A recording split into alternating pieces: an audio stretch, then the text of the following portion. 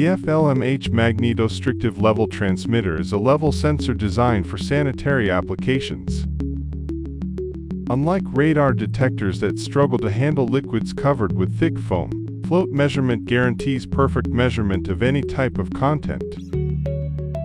Furthermore, radar detectors are based to the dielectric constant, namely the conductivity, of the medium, and the measurements are distorted when this constant decreases, while the FLMH measuring principle makes it completely independent of this parameter. The FLMH has a very high precision, which allows it to detect variations of less than 0.3 millimeters. Additionally, its measurements are taken 60 times per second, while competing products only measure once every 3 seconds.